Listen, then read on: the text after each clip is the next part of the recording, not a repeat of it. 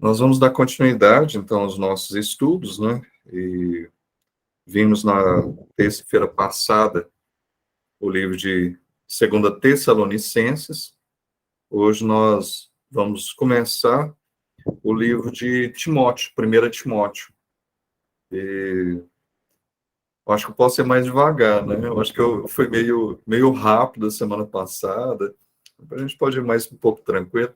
É que o pastor, eu preciso ver o pastor Márcio dando um estudo de terça-feira para saber se ele se ele faz mais um panorama geral só e pega só alguns pontos principais, ou, ou ele vai um pouco mais devagar. Eu preciso saber mais ou menos o ritmo, realmente, dos estudos de terça-feira.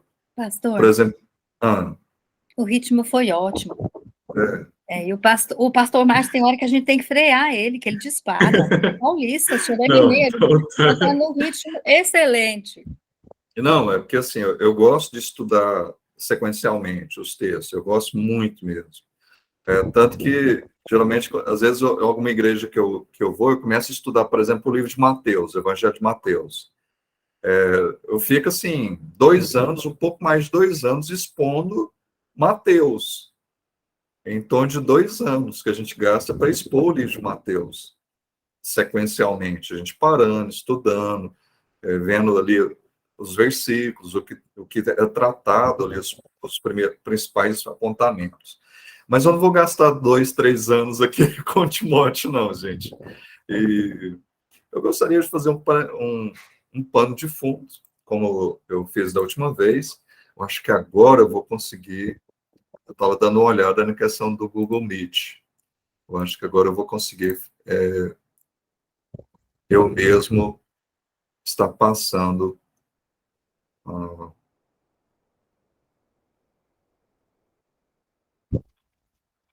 isso. Então, vamos para a nossa introdução. O texto, 1 Timóteo, capítulo 1. Vamos ler os primeiros versos. Irmãos, acompanhem. Abram lá em 1 Timóteo, capítulo 1, são 20 versos. Vamos lê-los. Rapidinho nós lemos. Os irmãos acompanhem aí a leitura enquanto eu leio. Deixa eu mudar só a tradução. Isso. Paulo, apóstolo de Cristo Jesus, pelo mandato de Deus, nosso Salvador, e de Cristo Jesus, nossa esperança. A Timóteo, verdadeiro filho na fé, graça, misericórdia e paz, da parte de Deus, Pai, e de Cristo Jesus, nosso Senhor.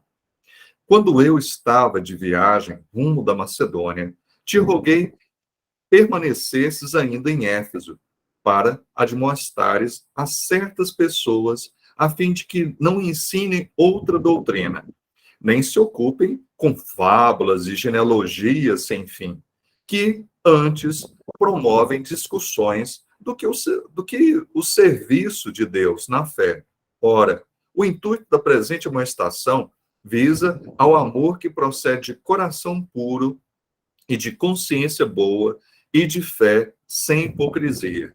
Desviando-se algumas pessoas dessas coisas, perderam-se em loquacidade frívola, pretendendo passar por mestres da lei, não compreendendo, todavia, nem o que dizem, nem os assuntos sobre os quais fazem ousadas asseverações.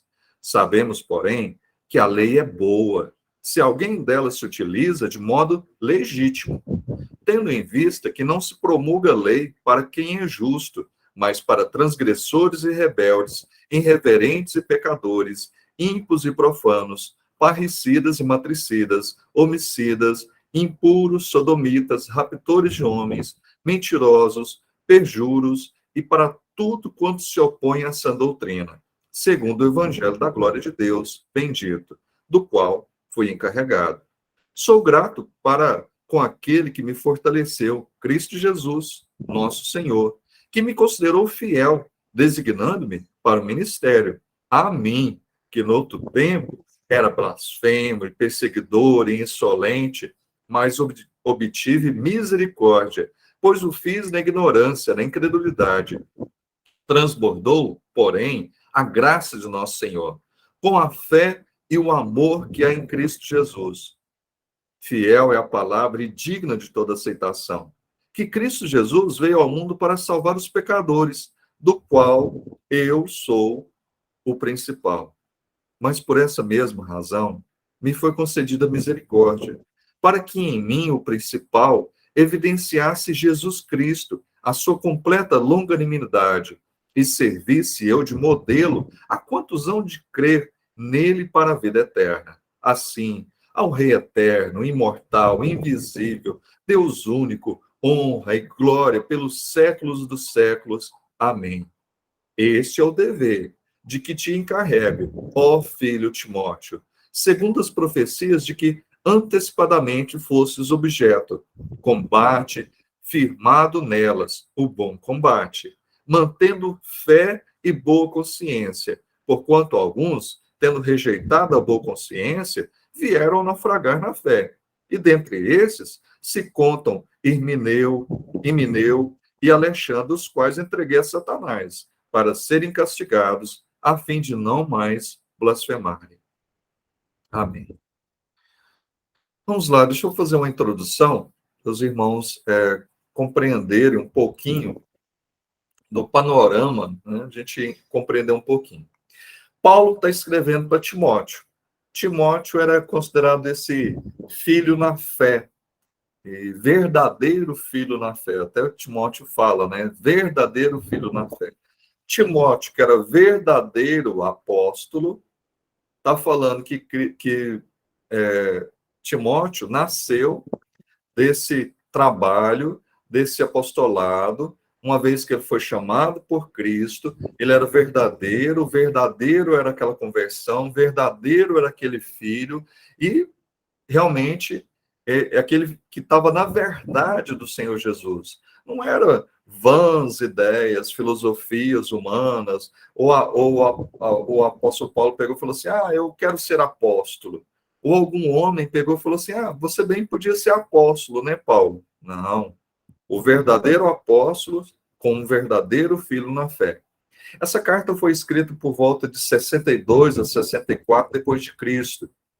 E Paulo, então, ele estava preocupado com Timóteo. Timóteo era jovem, ele tinha por volta de uns 30 anos. Então, 30 e poucos anos. Ele era realmente um rapaz bem jovem. E Timóteo, ele apresentava, às vezes, um certo medo, ele era tímido, ele era um pouco medroso, coisa normal. E Paulo, então, vem estimular Timóteo a realmente ser um pastor ali ousado. Fala, não, Timóteo, que isso? Torna-te padrão, né? Nós vamos aí para frente, torna-te padrão na palavra, no procedimento, que mesmo as pessoas mais velhas te respeitem pela sua conduta em Cristo, na palavra de Cristo. Gente, quando precisar, é só levantar a mãozinha aí para eu saber. Ou pode mesmo abrir o microfone e perguntar, falar alguma coisa. Talvez, senão eu disparo também, tá bom? Pode ir perguntando, tirando alguma dúvida, compartilhando também. Pode falar, André. Quer falar?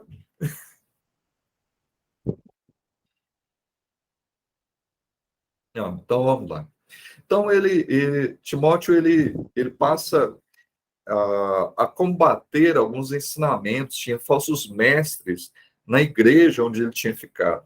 Paulo, ele pega, estava de viagem para Macedônia e deixa Timóteo, ele fala assim, Timóteo, volta para você ficar lá em Éfeso, que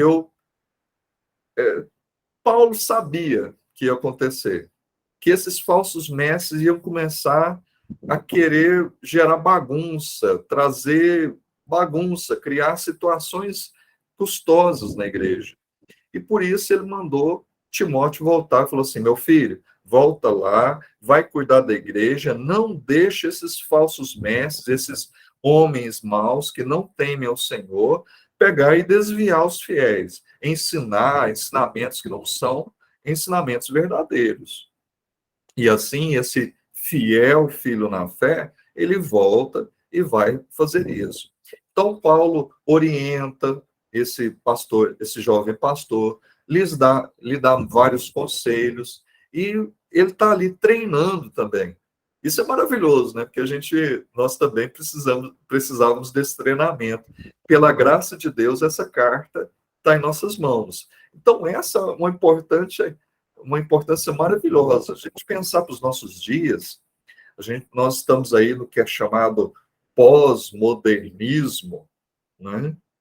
Pós-modernidade, e nessa pós-modernidade fala que verdade é relativa. Você pode ter sua verdade, eu tenho a minha, mas que não existe uma verdade absoluta. E Paulo vem falar algo bem contrário. Só existe uma verdade. Gente, vocês já ouviram essa expressão, né? Ah, essa é a sua verdade, não é a minha verdade. O meu Jesus, não, o Jesus da Bíblia diz isso. É assim, acabou, não tem meio termo. Ah, a Bíblia, cada um lê a Bíblia de um jeito. Fala assim, a Bíblia, a palavra de Deus é uma. O ensino dela não dá abertura para especulações. Então, isso é muito importante nesse nosso tempo, que tem um monte de pessoas falando, realmente falando de várias verdades. E nesse nosso mundo também, que a gente fala de pluralismo, que tem várias fé, cada um tem uma fé, cada uma tem uma ideologia, e cada um tem um tipo, uma tentativa até de falar assim, não, você não pode me falar de cristianismo, né? Tem pessoas que falam assim, você está querendo me evangelizar, né? Você não pode falar de Cristo, não. Você está pensando em falar de Jesus? Você está querendo me converter? Não, isso aí é a sua ideologia, não é a minha. É o seu pensamento, é a sua posição, não é a minha. Tem várias posições, tem vários evangelhos, várias perspectivas. Pode falar, Paulo Sérgio. É Mariana. É a Então, Mariana. quem tem uma família grande, isso é uma polêmica, né, pastor? Porque existem as diferenças na fé, né? E muitas pessoas, tipo assim, eles são muito resistentes, né? Então, por exemplo, se principalmente no grupo da família, tem um grupo de família aí, tem as divergências de religião, então a gente que é cristão, a gente tem que ficar pisando em ovos, porque a gente não pode se indispor, né, com as pessoas, mas também não podemos, né, como o senhor falou no culto à noite, ser uma luz ali debaixo do alqueire, escondida, né? Então, nós não podemos ser assim, nós precisamos sermos sal e luz. E aí a gente enfrenta muita dificuldade, porque cada um acha que está certo e que tudo está certo, né? Que a gente pode ter um monte de opções e que está tudo certo, né? Todo mundo é filho de Deus. E às vezes a gente precisa pregar, mas é delicado, né, pastor? É um desafio. Verdade. Você falando de filho de Deus, eu lembrei de uma pessoa, ele tinha estudado para ser padre, mas aí parou, e ele se tornou um vereador na cidade onde eu morei um tempo. E de vez em quando a gente se encontrava, eu fazia um programa de rádio, ele fazia, antes de mim, a gente se encontrava. E ele pegava, e de vez em quando ele soltava algumas pérolas, né? Não, amamos o mesmo Deus, né? Nós tememos o mesmo Deus. Eu dava aquela parada assim, não, não, nós somos irmãos, né? Não, somos não, não somos. Por conta da sua linhagem, por conta de toda uma história. Eu falo assim, se eu falar que eu sou seu irmão na fé aqui agora, eu estou desprezando a Reforma Protestante de 1517. Eu estou aí desprezando várias centenas de pessoas que morreram pela fidelidade às Escrituras. Então, assim, tem muita coisa que, de forma alguma, eu concordo. Então, assim, não que por exemplo, uma pessoa católica possa ser salva de forma alguma. A fé vem realmente pela palavra, a pessoa às vezes sozinha lá pode ler, fazer suas leituras, e o Espírito Santo iluminar a mente, a pessoa se converter, mas a gente falar que é irmão, igual o pluralismo, pega nisso, né? Não, eu sou irmão ali do Espírito, eu sou irmão do católico, eu sou irmão dele, do irmão dele, dele. Nós só temos um Senhor, que é Jesus Cristo. Só um. Ele é o caminho, a verdade e a vida. Não existe outro caminho que leve ao céu, a Deus o Pai, de forma alguma. Pode falar. Alguém tinha levantado a mão? Vamos continuar. Foi eu. Pode falar. Não, eu concordo plenamente nisso aí, mas eu penso assim, igual esses católicos que nasceu na religião católica, morreu na religião católica. Por mais que eles falam que da Virgem Maria, tudo, mas eles também serão salvos ou não? Nós também vamos ter glória? Aí é simples. A gente tem que ver a questão simples. A salvação é unicamente em Cristo. Não tem Jesus, apóstolo, Jesus, Maria, Jesus, os santos.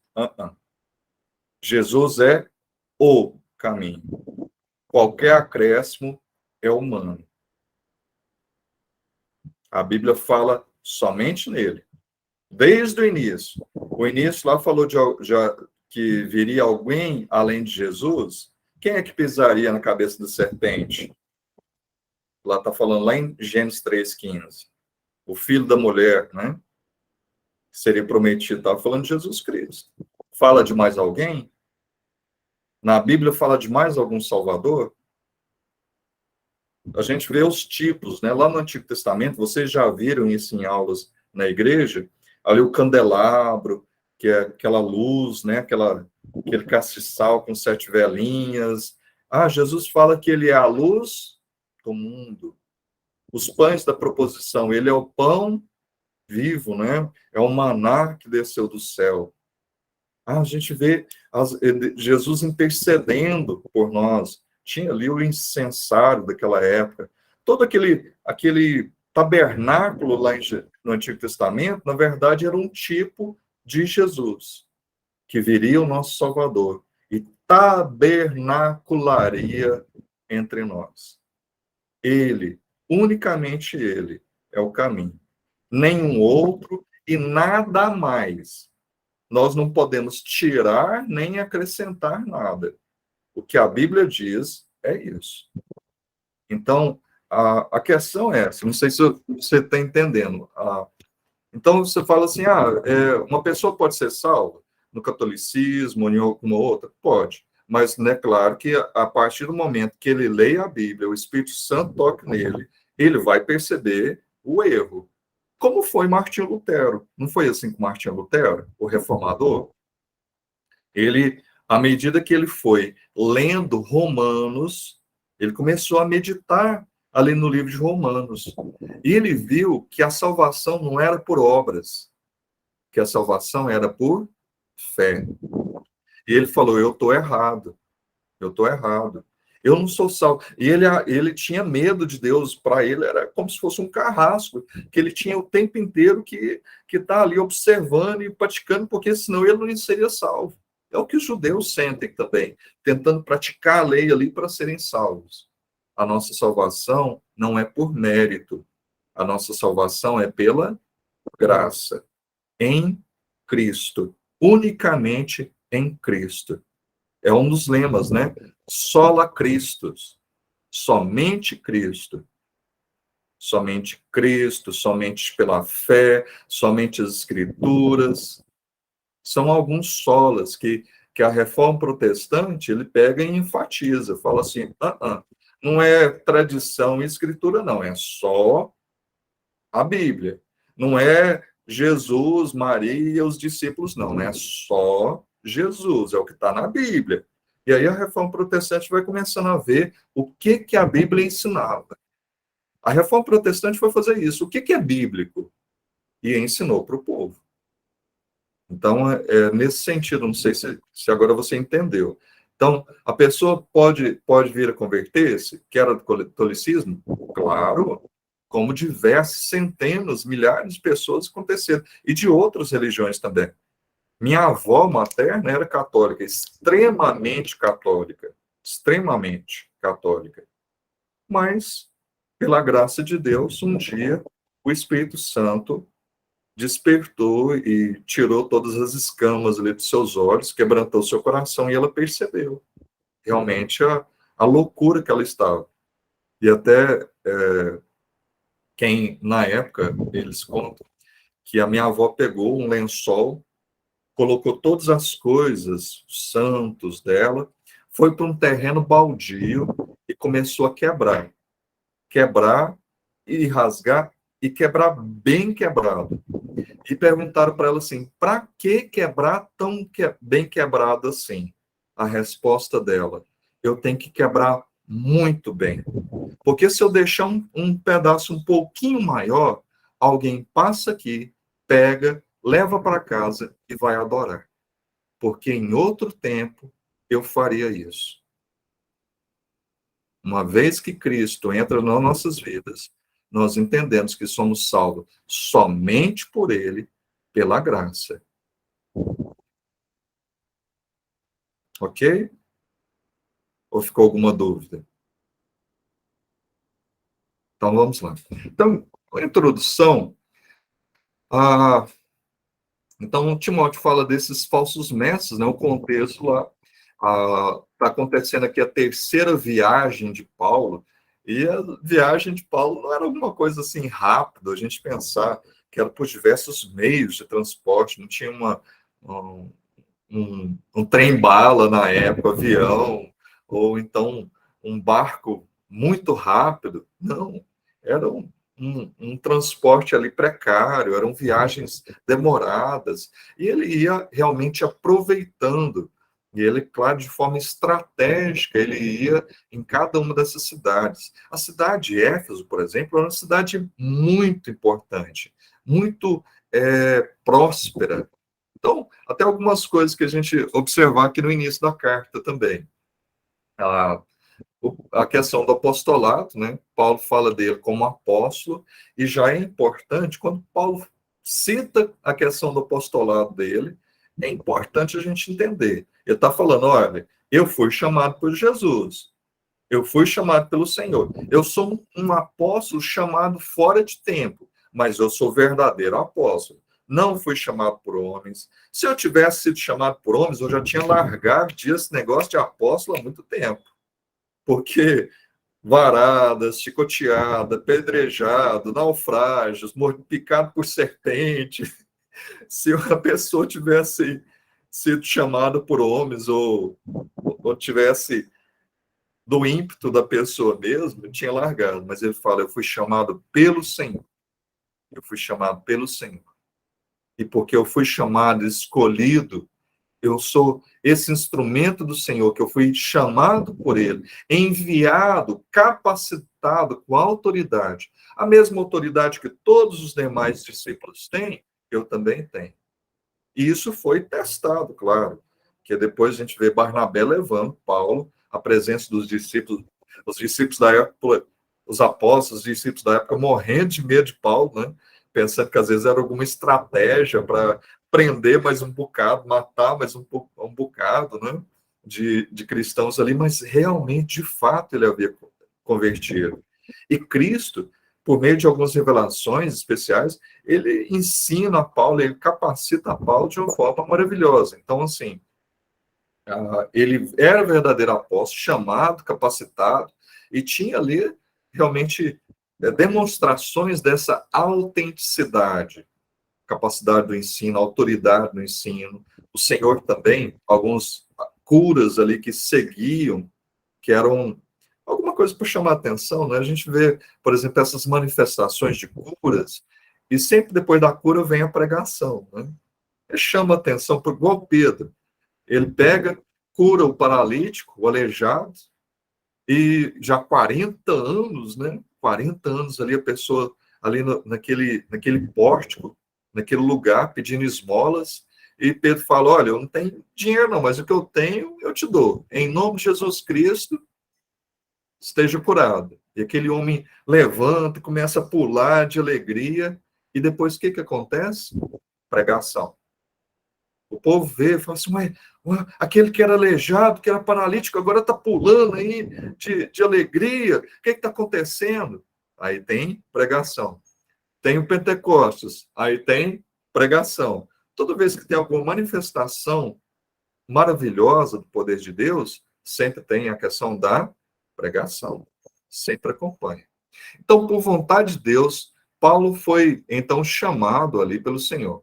Aquela saudação que nós já vimos anteriormente, graça, a bondade de Deus, né, para com os pecadores culpados e não merecedores de salvação. Então, esse favor de Deus para conosco, um favor que nós não merecíamos, paz que é a reconciliação dada por Deus a todos os pecadores. Nós que éramos separados dessa comunhão com Deus, porque os nossos pecados faziam separação entre nós e o nosso Deus. Mas Paulo, nessa saudação a Timóteo, ele acrescenta uma terceira expressão interessante, que é a misericórdia. Ele utiliza aqui, nessa carta para Timóteo. Ele fala da misericórdia. E misericórdia, para a gente entender um pouco, o que é um miserável? Alguém fale. O que é um miserável? Uma pessoa que carece de ajuda? Carece de ajuda. Ela tem alguma coisa, um miserável. Fulano está na miséria. Fulano é miserável. Não tem nada. Tem nada. Tem nada. Nós não tínhamos nada, mas o favor de Deus, ele vê a nossa situação tão deprimente, de miséria, totalmente necessitados, que não poderíamos fazer nada por nós mesmos. Ele tem, então, esse favor, esse amor, ele vem em nosso favor. Deus demonstra essa bondade para com os seus, para com o seu povo, para com seus filhos, para esses que estavam numa condição extremamente deplorável, triste, uma situação triste. A gente, às vezes, passa na rua, vê pessoas mexendo em latas de lixo, ou dormindo na rua, às vezes a gente pega, faz alguma coisa, leva um cobertor, leva uma cesta, leva alguma coisa, tenta agir em favor daquela pessoa, porque sabe que ela mesma não tem condição de sair daquela condição, daquele estado que ela está. Nós não tínhamos condição de sair da triste realidade que nós estávamos, mas Cristo mudou toda a nossa triste realidade. Essa imagem aí é de uma moeda, então, ali que retrata, do lado direito, tá vendo aí, é um retrato da Diana dos Efésios. E ela era extremamente cultuada na cidade, até foi um problema que teve, nós lemos em Atos 19, que eles começaram a querer correr com os cristãos de lá, porque estava dando problema econômico para os vendedores de imagens da Diana dos Efésios.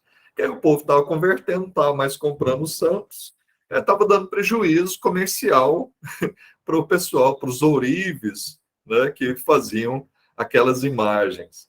E eles não estavam, realmente eles estavam vendo aquele alvoroço na cidade e eles quiseram expulsar os cristãos ali, porque não estavam sendo algo bom comercialmente para eles. Mas o Senhor realmente separou. E até a questão dessa palavra, você é um santo. Tem santo? Tem. Na Bíblia fala de santo. Nós somos santos. E o que é o santo? A palavra, o ser santo, ou ser santificado. Você é separado, você foi separado. Santificar, você está num processo onde você foi separado para viver aquela nova vida na presença de Deus, segundo o que Ele quer para nós, segundo aquilo que é bom, e Ele nos ensina através da sua palavra. Esse é um processo de santificação, através do Espírito Santo que vai nas nossas vidas a cada dia, vai nos fazendo mais semelhantes ao nosso Senhor Jesus Cristo, que foi o perfeito homem, o perfeito exemplo. Por isso que Paulo fala, né? Sejam meus imitadores como eu sou de Cristo. Paulo não fala assim, sede meus imitadores, me imitem. Não, ele fala, assim como eu tenho imitado o Senhor Jesus, e eu sei que eu tenho buscado ser um bom testemunho, um bom exemplo para vocês, façam o mesmo. Também busquem a imagem do nosso Senhor e Salvador Jesus. Busquem ser como Ele. Busquem ter essas vidas condignas a esse novo estado. Agora nós somos filhos de Deus. Tem muita gente que gosta de falar que é filho de Deus, né? Quem é filho de Deus tem que se comportar como filho. E esse filho realmente deve estar submisso, amando e praticando, obedecendo ao Pai. E essa obediência nós encontramos ela proferida nas Sagradas Escrituras. Deixa eu ver a hora, senão... Então, vamos lá. Um momento. Aqui é um pouquinho da cidade lá de Éfeso, o que sobrou, né? Isso aqui são as ruínas lá do anfiteatro. Hã? Oi? Nós não somos filhos de Deus? Nós somos filhos de Deus. Em Cristo nós fomos adotados. Nós somos adotados em Cristo. Ele é o nosso irmão mais velho. Por isso que Jesus vira para os discípulos e fala assim, olha, eu não considero vocês mais meros servos, né? Eu considero vocês como irmãos. Eu considero vocês como amigos. Vocês são minha família. Não teve um momento que, lá em Cafarnaum, provavelmente Jesus tinha alguma casa onde ele ficava lá em Cafarnaum. E aí, de repente, chega Maria, os irmãos e as irmãs de Jesus. E aí chegam lá e eles chamam Jesus para fora. Fala por algum discípulo, vai lá, fala para Jesus que eu cheguei. O que Jesus responde? Ele pega, aponta para aqueles que estavam lá ouvindo dele e fala, esses aqui são meus verdadeiros irmãos, irmãs, mães. Aqueles que estavam ouvindo, amando, obedecendo, praticando a palavra, era a família de Cristo. Nós somos família de Cristo. Nós somos o novo Israel em Cristo. A gente não é nascido, nós não somos descendentes de Abraão, de Jacó, nós não somos descendentes deles. Mas nós somos um novo Israel. Em Cristo, nós fazemos parte do povo de Deus. Nós somos povo de Deus. Verdadeiros filhos de Deus. Nós não somos uns cristãos de mais ou menos segunda qualidade, não. Tanto que Paulo enfatiza isso dele mesmo. Ele fala, olha, mesmo eu tendo sido chamado ali da família de Benjamim, eu tenho pedigree, eu estou das 12 tribos, eu faço parte, eu fui criado aos pés de Gamaliel, eu fui zeloso ali, extremamente zeloso na palavra, os dos da minha época, eu excedia, eu conheço muito, mas ele fala, sabe o que isso vale? Nada. Isso é lixo, refúgio. Na verdade, isso tudo considerei como perda. Na verdade, para mim, o que importa é a graça de Cristo. É a graça de Cristo. Pode falar. Pode continuar, pastor, já está ok. Respondi? Eu desato a falar, né? Mas tá, essa figura aqui é só para ilustrar um pouquinho, para vocês verem. Aqui é a entrada de uma biblioteca, que é a entrada dessa biblioteca, a imponência, né? Quando ela fala na carta de Efésios, o seguinte: portanto, lembrai-vos que outrora vós gentios na carne, ou seja, eles eram, na época, eles não faziam parte ali do povo de Israel, do povo judeu. Estáveis sem Cristo, separados da comunidade de Israel, e estranhos às alianças da promessa. Aquela promessa que foi transmitida através do povo judeu, né? Ali das 12 tribos, descendentes lá de Jacó, que mudou o nome para Israel, seus filhos, as tribos que foram repassando a palavra, onde Deus foi manifestando a sua vontade, eles achavam que era só eles seriam salvos. E, na verdade, eles deveriam ser uma nação missionária. E a palavra de Deus fala que, na verdade, a promessa para Abraão, né, se nós lembrarmos, que de ti, através de você, Abraão, eu vou suscitar alguém que vai ser bênção para todas as famílias da terra. Também para Davi, né? Davi entende que dele viria, da descendência dele, viria um descendente que assentaria sobre o trono e reinaria para sempre. Ué, mas como assim? Um descendente de Davi que reinaria para sempre? De quem está falando? De Jesus. E aí continua. Não tendo esperança e sem Deus no mundo. Nós éramos miseráveis. Mas agora, em Cristo Jesus, vós que antes estáveis longe, fostes aproximados pelo sangue de Jesus. Isso era a realidade daqueles irmãos. E nesses versos 3 a 11, então começa a falar dessa vigorosa defesa a favor da palavra de Deus, do ensino. Quando a gente fala de doutrina é o ensino verdadeiro, o ensino legítimo a palavra de Deus, pregada de forma fiel. Isso é a questão do ensino, da doutrina. É muito possível que Paulo tenha sido solto, então, né, após 2 anos de ter ficado preso em Roma. Ele faz algumas viagens e quando ele parte para Macedônia, ele pega e fala para Timóteo voltar e ficar ali na liderança. A preocupação de Paulo, então, era manter a sã doutrina livre das contaminações de doutrinas falsas, deixando claro que existe uma doutrina que é a correta. Então, não tem várias doutrinas corretas, não tem várias verdades. Só existe um ensino verdadeiro. Só existe uma palavra de Deus. Só existe a salvação em um só Senhor, um só Salvador. Não existe outro. No céu, na terra, só existe um nome pelo qual nós possamos confiar que nos conceda, então, verdadeira e genuína, maravilhosa salvação, que é Cristo. Ok? Vamos lá, então. Então, Paulo pega e começa a tratar desses falsos mestres e sua relação com a lei.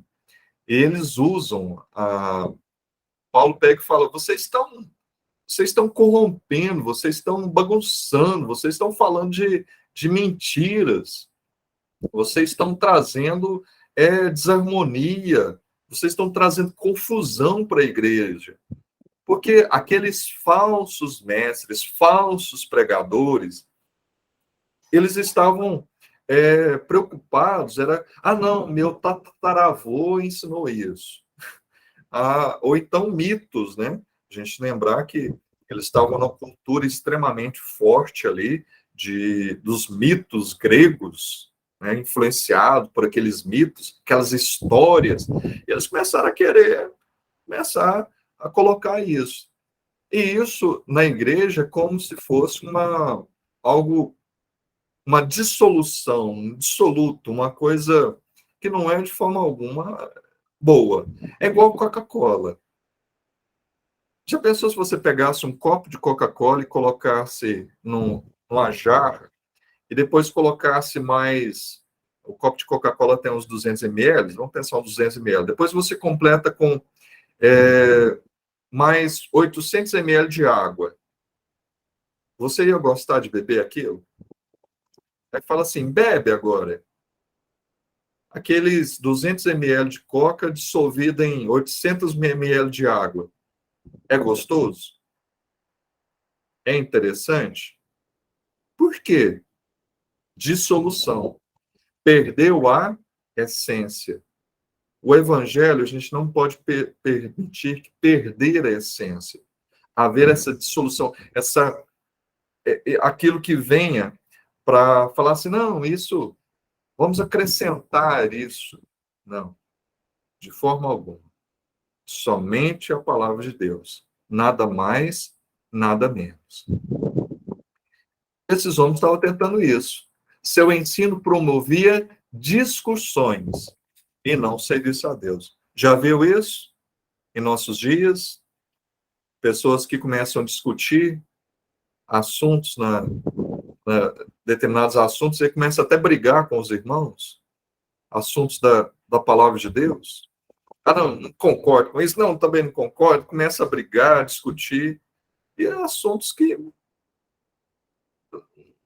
não fazem tanto, não vão nos fazer deixar de ser irmãos. Por exemplo, eu tenho mais 2 irmãos. Eu não concordo com eles em tudo. Mas eles deixam de ser meus irmãos? De forma alguma. Eu os respeito, eles me respeitam. Eu os amo, eles me amam.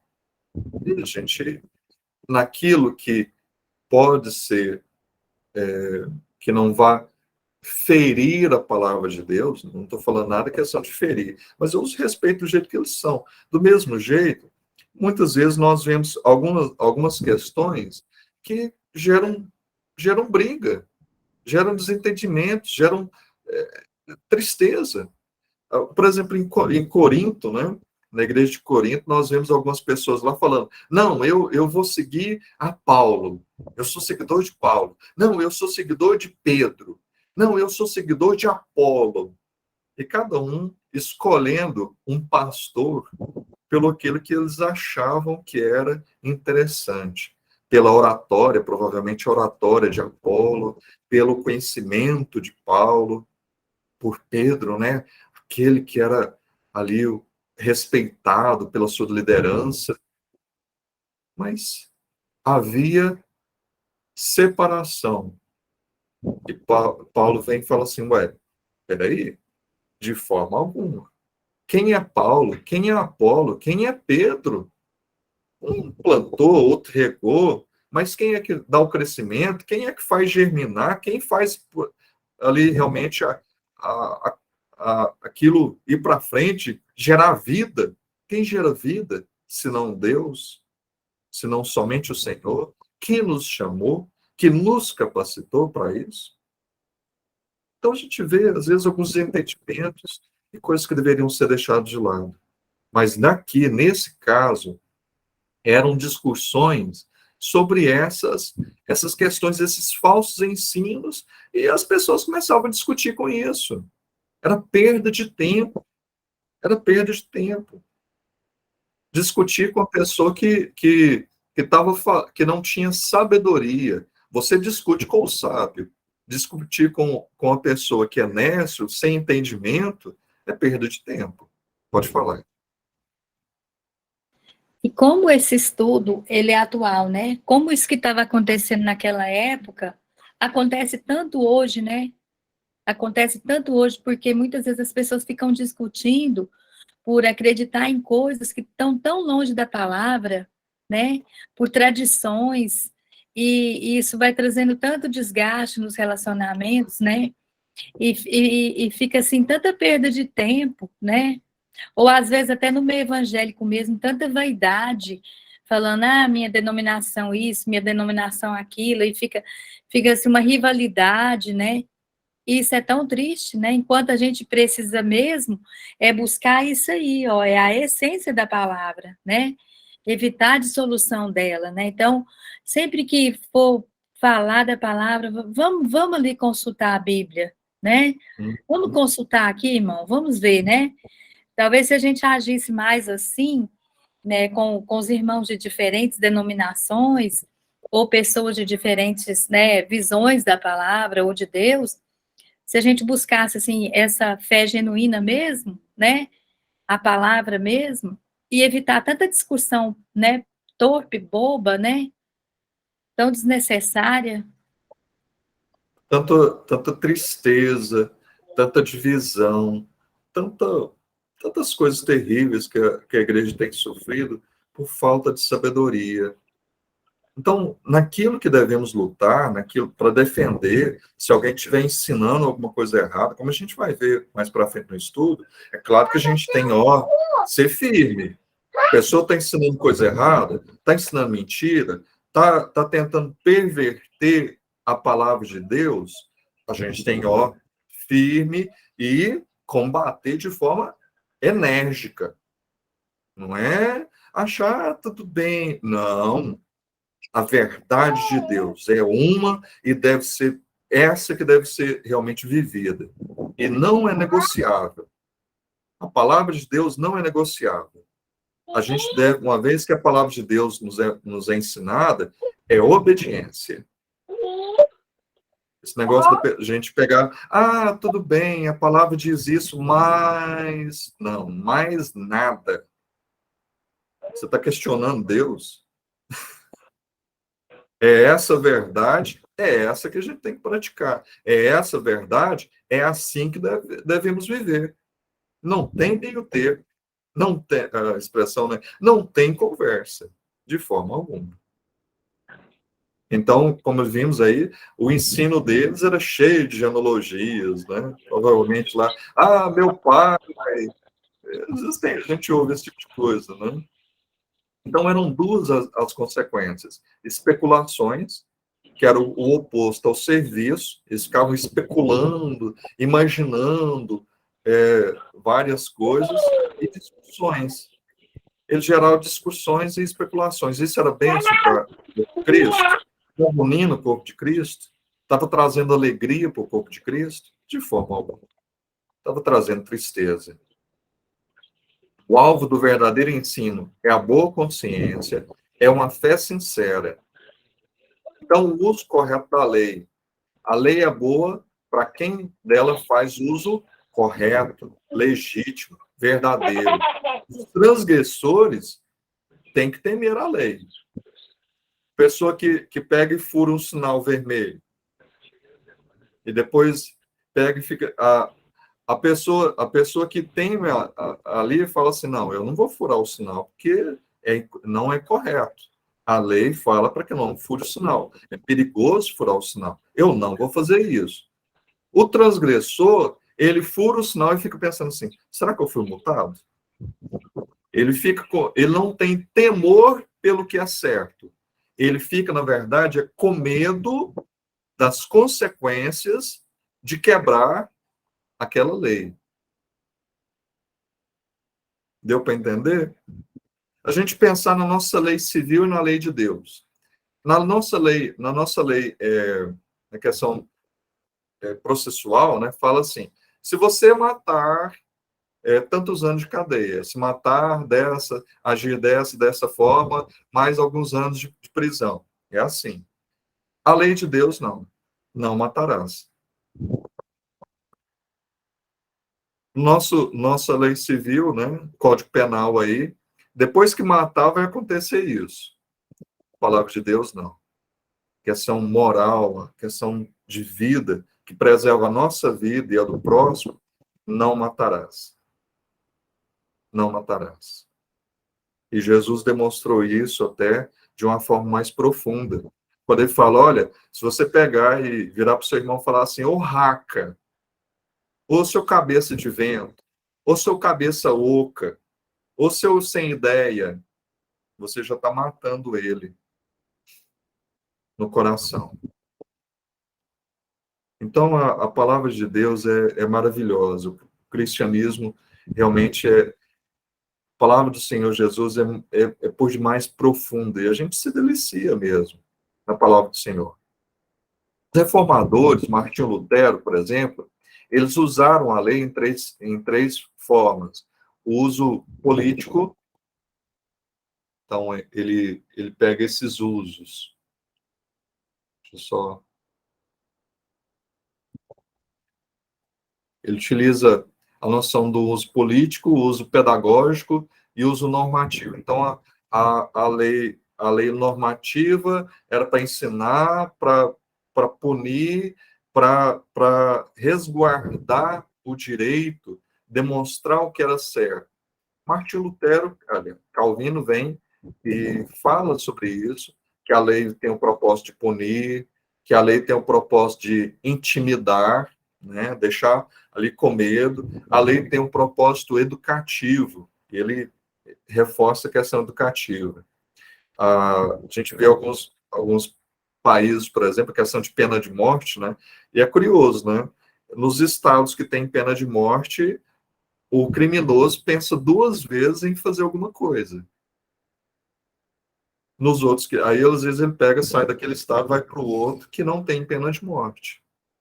Então, aquela punição tem um poder restritivo, né, de intimidar. A palavra de Deus também para os humanos. Pode falar. E aí, como é que a gente fica no dilema de estar entre punir, fazer justiça e ter misericórdia? Eu acho essa parte complicada demais, porque a gente quer justiça. E muitas vezes a palavra fala, precisa ter misericórdia. Então, assim, eu particularmente, eu acho que às vezes há caso de misericórdia, mas às vezes há caso de justiça, sabe? Então, eu sou um pouco assim pontual nisso, comigo mesma, nas minhas ações, nas minhas convicções, e até na forma de eu mesma expressar. Então, eu acho muito delicado misturar a justiça com a misericórdia na hora errada. Não, claro. A gente sabe que ainda que os maus eles pensem que vão escapar do juízo, eles podem até comprar, podem realmente se ver livres da prisão aqui nesse mundo, mas o nosso justo juiz, o juiz soberano, terrível coisa cair nas mãos do Deus irado, né? Então, a gente pode confiar que no devido tempo o Senhor aplicará a justiça, ou ele vai revelar aqui nesse mundo e punir essas pessoas, e depois, se elas não se arrependerem, elas terão uma punição eterna, ou eles terão o devido juízo realmente no momento certo. Então, a gente pode descansar. Mas a questão da misericórdia e do juízo, sempre a gente tem que buscar aquilo que foi mencionado, a gente tem que buscar a sabedoria do Senhor. E buscar sabedoria, saber o que a Bíblia ensina, o que ela nos fala sobre cada caso, sobre cada aspecto. Por exemplo, a gente pensar, a gente, eu não posso matar. Entrou uma pessoa, violentou toda a minha família, mas eu não pude matá-la porque a Bíblia fala para não matar. A Bíblia fala para não assassinar. A Bíblia não fala que eu não posso me defender. Até a gente vê várias expressões disso nas Sagradas Escrituras. Então, por exemplo, entrou uma pessoa no nosso lar, nós temos o direito de nos defender. Defender os nossos queridos, nossos amados, nossos entes ali. E caso num confronto, aquele criminoso venha a morrer, nós não fizemos justiça com as próprias mãos, nós tivemos a questão da defesa. Agora, se aquele criminoso saiu ali da sua casa, botou o pé para fora e você foi atrás dele e matou, aí você assassinou. Aí você pecou. Então, defender é uma coisa. Você ir atrás e desferir, você não, ali no momento que dava para ter chamado a polícia, você não fazer, aí já agiu de uma forma incorreta. Então, a questão da misericórdia, da graça, nós sabemos a questão da justiça, sermos realmente ponderados nisso, guiados, corretos nisso.